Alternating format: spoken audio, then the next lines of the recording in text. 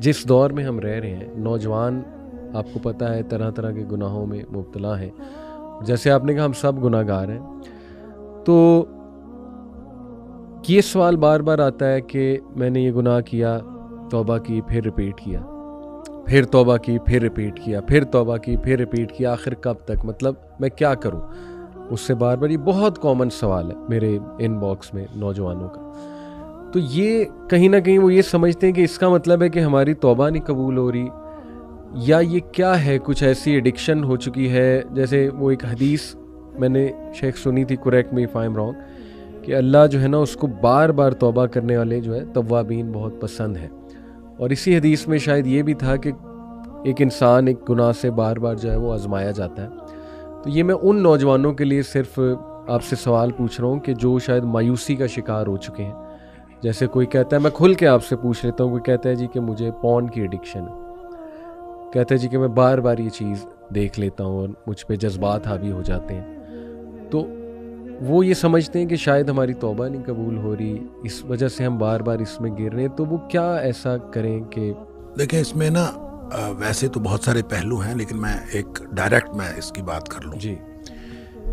देखें, जब कोई शख्स तौबा करता है तो उसको तौबतुन नसूह करनी चाहिए।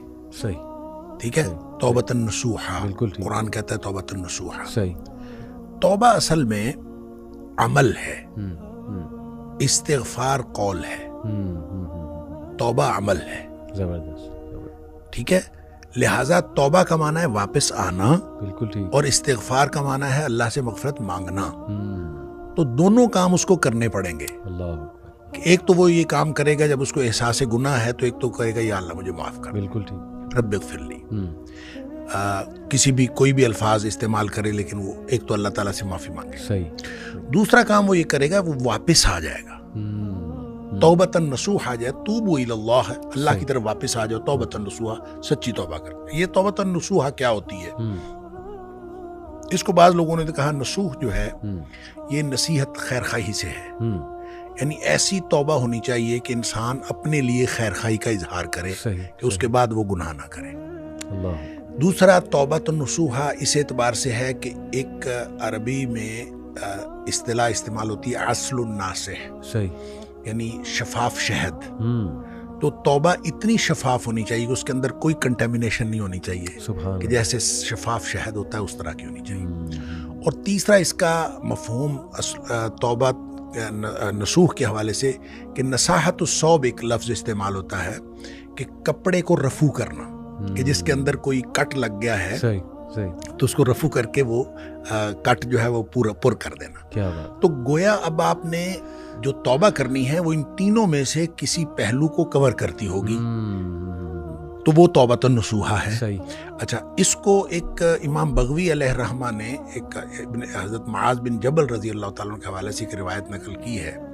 मुझे नहीं पता उसकी जो ओरिजिनल जो उसकी सनद है, उसकी इस्नादी हैसियत क्या है, लेकिन इमाम बगवी अलैहिर्रहमा ने नकल की है कि हज़रत मुआज़ कहते हैं कि मैंने नबी पाक सल्लल्लाहु अलैहि वसल्लम से पूछा कि तौबतुन नसूह क्या होती है।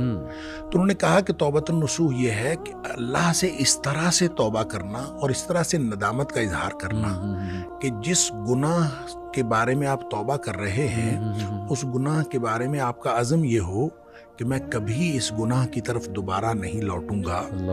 जिस तरह जानवर के थन में से दूध निकल आता है और वो वापस कभी नहीं लौटता, इस तरह से ये तय कर लेना कि मैं ये वापस कभी नहीं लौटूंगा।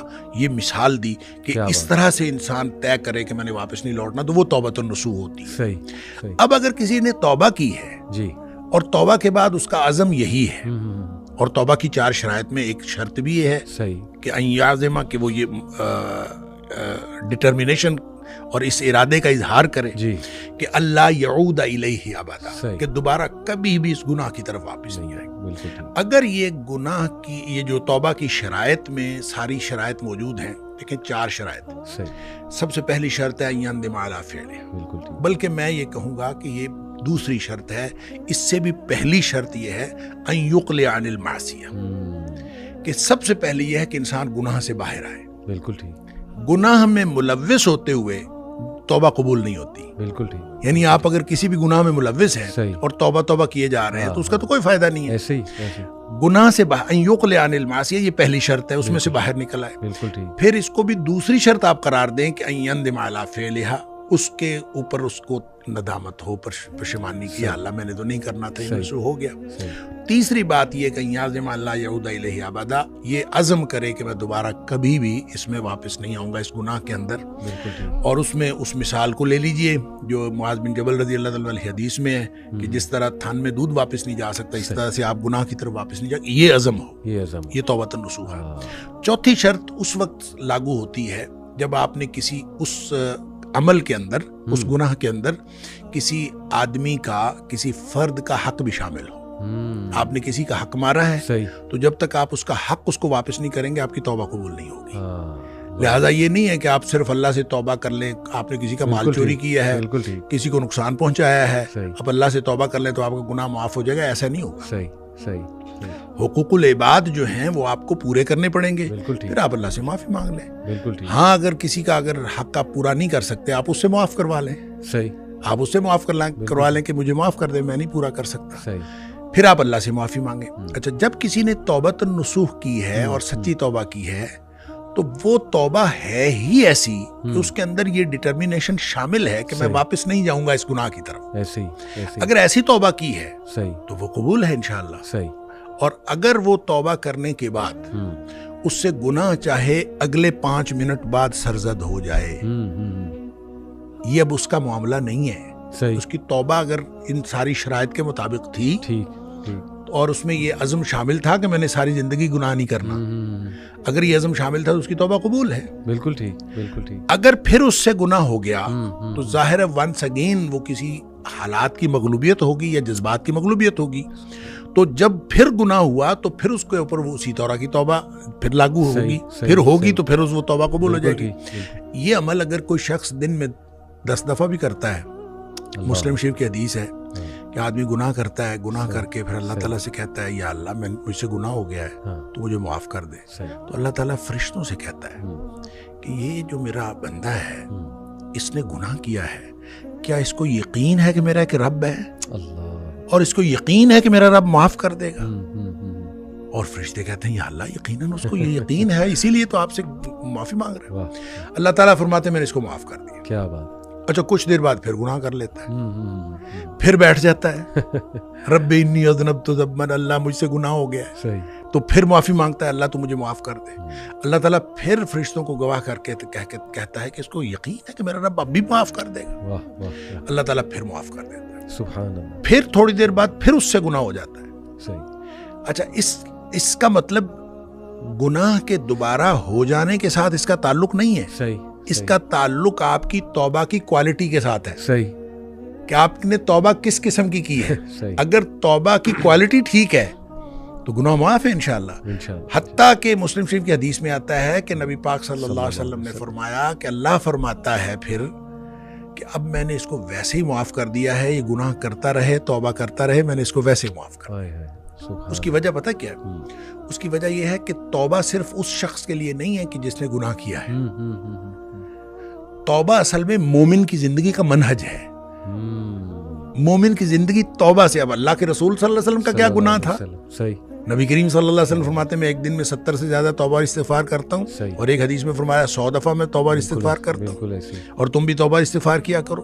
तो जब नबी पाक सल्लल्लाहु अलैहि वसल्लम एक दिन में 100 दफा करते हैं तो हम किस बात में, हमें तो सारा दिन तौबा और इस्तिगफार ही करते रहना चाहिए। जब नबी पाक सल्लल्लाहु अलैहि वसल्म करते हैं तो इसका मतलब है ये गुनाह की वजह से नहीं होती, ये मोमिन की जिंदगी का एक मनहज होता है कि वो बार बार अल्लाह ताला की तरफ वापस आता रहे।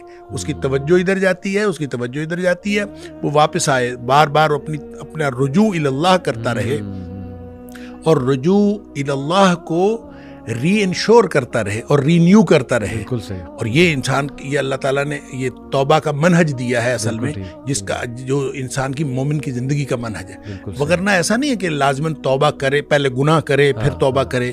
गुनाह ना भी हो तौबा करे ऐसे ही, और तौबा करता रहे और रुजू इल्लाह करता रहे। लिहाजा जो सवाल आपने किया था उसमें यह है कि अगर किसी से गुनाह बार बार होता है तो गुनाह की रेपिटेशन इंपॉर्टेंट नहीं है।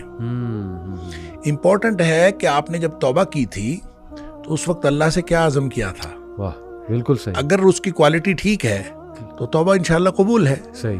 और अगर उसमें बदनीयती थी हाँ कि ठीक है कोई बात नहीं, एक दफ़ा मैं हाँ, माफ़ हाँ, करवा लूँ हाँ, फिर दोबारा हाँ, देखते हैं, सही। अगर ये बदनीयती थी, उसकी बदनीयती। पहली तौबा ही कबूल नहीं है, रेपिटेशन की क्या बात है, अल्लाह उसकी बिल्कुल ठीक, पहली तौबा ही कबूल नहीं है अगर उसने बिल्कुल बदनीयती ठीक, से की थी। बिल्कुल ठीक, लिहाजा नेक नीयती के साथ की हुई, पूरी शराइत के साथ की हुई तौबा वो इंशाल्लाह कबूल है। कबूल है। अगरचे उससे थोड़ी देर बाद भी गुनाह हो जाए या ये सही। कुछ अरसे बाद फिर गुनाह हो जाए, सही। तो रेपिटेशन इंपॉर्टेंट नहीं है, तौबा की क्वालिटी है। क्या बात है।